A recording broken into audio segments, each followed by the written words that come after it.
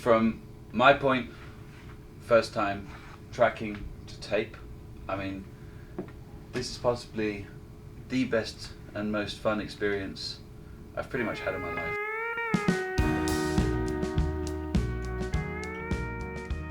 I mean, we hadn't even rehearsed with the guys, so to kind of go into the studio and go to tape is terrifying, as I said to you in previous emails, that you're like, fine, cool. Well, yeah, and you reached out and said, this is how you want to do the record, which is very flattering to me as a recording engineer and studio owner, because I built this studio to be artist forward, you know what I mean? Exactly. Like, what does the artist want to do? And that's kind of how I've always approached making music, not from a technical standpoint. Yeah. You know, a lot of producers are like, well, here's how I make records. I hope that fits into how you want to make music, which is, in my opinion, bullshit. Right? Yeah. So when you said, hey, can you do this? Yeah, I can totally do it on tape and whatever. And for me, it's more artistic, because the band plays the part, and if the guitar player wants to redo it, or he doesn't just say, well, give me a playlist and I'll do another, and we have to sort out later what his intention is. Exactly. Right? So, yeah. I mean, that was the thing for me. Like, all of a sudden you're in a. I mean, I've always recorded single takes, but you've always got the option of being able to pull one take and another take and kind of gluing them together. And even though we did a whole take, it's such an organic process, because you play it down, I recorded it. I think we can do it better. People talk about how they can do things better. Yeah. Should we do the whole take again? Yeah. Do that 2-3 times. Right. Have one take. And then all of a sudden people are like, hey, give me that turnaround, give me that verse. Exactly. We'll do that verse too, because I think we can do it better together. Right. And I was telling Lake, you know, our assistant this week, he's like, is this how it normally goes? I said, this is the perfect pace. And I said, it's come now when it's a Pro Tools session, which I'm not anti-Pro Tools. I use it all the time.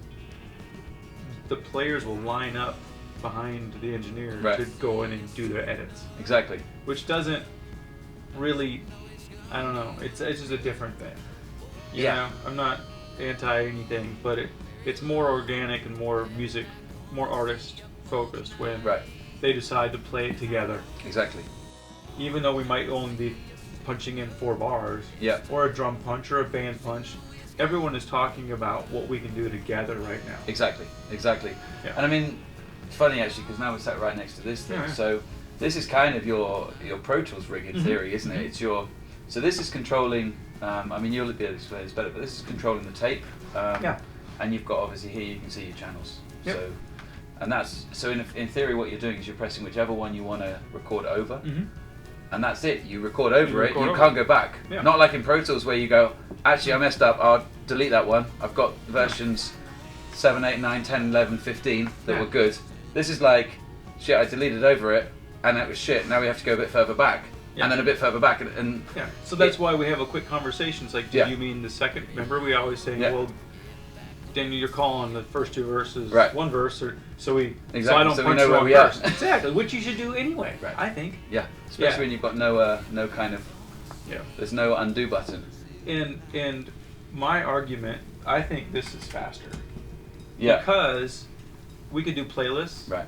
Or 9 takes of each song, but time still has to be spent to sort it out. That's exactly it. At some point. That's exactly it. And I mean, the beauty is you're downstairs, you're hearing it.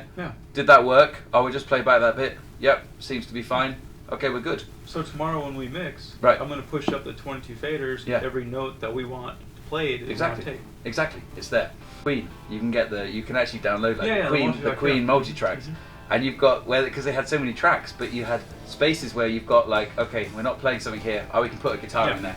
And this is amazing to watch. I mean, we didn't have so many tracks, but we've still done that. We've layered in between different places to find space. And it is such a cool organic experience. So I mean, now the process we basically, so what, 2 days, we've tracked 10 songs, 11 songs, which is just nuts to think about. And I mean, well-tracked songs. And overdubs some. And overdubs a few punches and things. So now, tomorrow, we're going to sit down, we're going to mix this. So we're going to play the tape back to the console, get our mixes better, and then capture it on another tape machine. A stereo tape machine. On a stereo, so left and right. And then that tape will then take downstairs to the lacquering, or mastering. Final mastering.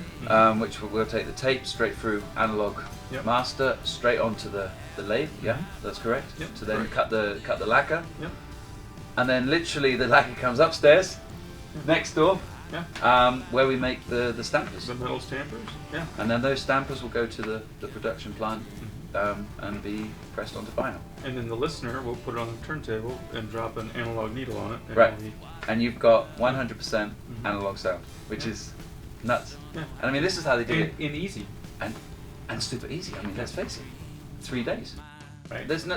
I think the thing is, I think the way is there's pluses and minuses to everything. Totally. I mean, really, you've got so many pluses to this. You've got so many pluses to digital. I get the deviation of what you want to do, but it was like you said. I reached out to you and I'm like, look, I feel that my music and this album deserves this kind of analog approach. And I mean, wow, what a cool record. Yeah. It sounds so good. I mean, well, yeah, and the band were killer. and they get into it. So they're asking me questions. They're pulling me to the side, doing little sidebars. Like, how does this work? How does that work? Yeah. Oh, like this. Yeah. And they're in my opinion, this may be like self-complimentary and accident, but they're like, this is going really fast. What are you doing? How does this work? Right. You know what I mean? Because I think they've heard that analog just takes longer and so much harder. And I would say it's pretty much like, we run a pretty tight ship here. It was pretty much like a Pro Tools session. You're right. You weren't told no a bunch of times. No. Yeah. No, exactly. Yeah. No, and I think also the thing is probably analog takes longer if you're not used to working with it. But I mean, you guys here, this is what you do. Yeah. This is kind of your domain. Yeah. So where better to record an analog record than here, than Welcome to 1979. And I mean, let's face it, what do we have? The microphone, RCA, 1931? 1933. Yeah. Vocal mic, and it sounds better than modern mics that are made with modern technology. And it's like, but that's what's so beautiful is the whole analog process you've got here. There really isn't. I mean, we've not got a computer screen. Anyway, I mean the two that you've got from Pro Tools rigs are switched off. Yeah. So we haven't got a computer screen. So you're going microphone to power, sending it up here, putting it through tubes and analog stuff, and it's there. And it's just so cool to go back to this kind of old school. They knew what they were doing back then. They really knew what they were doing. And it's funny talking to film people. They get blown away that the recording industry is focused on things of the past. Right. You know, old guitars, 1957 Tele downstairs, right? And tape machines from the 80s and microphones from the 30s, and they're like, dude, we're 4K, we're 5K, we're throwing the old stuff away. No one pulls out. Wants it. No one wants the old stuff. Right. In film. Yeah. You know? Yeah. I mean, film. You go into film studios, they're like, there's 15 speakers all around the room. It's nuts. Yeah. And I mean, but the records that inspired you were made like this. So why? You've got a 57 Tele and an old amp. It's like, why plug it into a converter that was made last week? Yeah, exactly. And that's the beauty of it. I mean, that's really the beauty of, and I think that shone as well in what we did with the band. I mean, I approached the band. I mean, Adam recorded on my first record, and I kind of was like, look, dude, I want to come to Nashville and record. And this is when I reached out to you, and I said, yeah, I've got Welcome to 1979. He's like, okay, I think I can get some players. Yeah. And I was like, and we're doing it all analog. Oh, okay, I think I can definitely get some players. Yeah. And then literally, I mean, the guys came out of the woodwork. We had Aaron on guitar. Aaron's just a machine monster. And Drew on steel and Chris and on keys and everything. I mean, Philip Pense I knew from before when he used to play with the live band with Adam.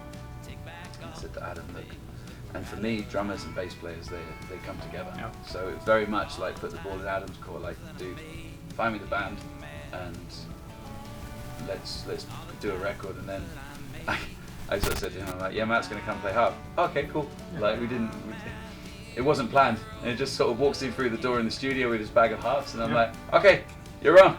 And he pulled out some of the best harp playing I've had in a long time. Yeah. So it's, I love this process of just being like a random occasion of like, and I mean, it's the same with the guys that have done the video. I mean, I kind of approached them and was like, right, I'm doing a record at Welcome to 1979, all analog.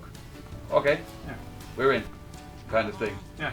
And that's the beauty of, I think that's the beauty of doing something unique, that's different, that's people don't hear all the time. Yeah. So. And I think players like tape because they leave knowing what they played. Right. Exactly. I've asked players before, and I think they just have to not think about it. But it's like, how do you play 15 solos on playlists and then leave, and then someone's going to edit those together, right, and not really be your? Yeah. You're like, oh, I don't care. Well, they care, but they yeah, can't. they don't. I mean, what are they going to do? Say you I mean, can't it's like do that? I mean, Aaron. Aaron's really a perfectionist when it comes to his solos. I mean, even we had to sort of say to him, Aaron, but it's good. Did you notice that the last solo we did, maybe the one before, did it? He's like, okay, give me the back half. Cool. 4 bars go by, I punch in 4 bars. Like, okay, cool. Give me the last 2 bars. Punch the last 2 bars. Everything worked. He's like, give me that again. He wanted the whole thing. That's how good players think. Right. Exactly. So why would I know that about a player and want to edit exactly. it That's together exactly without them being there? Right. And that's the thing. thing. That's the beauty of it. But I'm asked to do that all the time. Yeah. And I do it. Yeah. But this I think is a true collaboration because Aaron said, "That's my solo. I'm going to unplug my guitar," and you said, "Yes, that's the solo. Unplug your guitar." We haven't got another one. Yeah, we haven't. And it's not going to change. It's not going to change. It's on tape. It's on track. That's what we've got. And then Matt comes in and plays harp with that solo that Aaron played, that you agreed to, and we're not going to change it later. And all of a sudden, Matt's harp doesn't work with that solo that he played to. You know what I mean? And that's the beauty. And everything gels so much closer. Yes. But I mean, for me, it's been the most incredible experience. I thank you so much, Chris, for your knowledge, your expertise, and more importantly, for keeping Analogue alive. I mean, it's people like you that asked for it that allowed me and my crew here to get better and better and better at it. Exactly. Yeah. Right. It's a partnership. Yeah. Without you, we just sitting there going, "Isn't this cool? This is a cool room. I like this room. Exactly. This is great." How's it sound? I don't know. I hadn't recorded a note. Yeah, so I've got a band. Yeah, exactly. No, but seriously, this record, I can't wait for you guys to hear it. Welcome to 1979.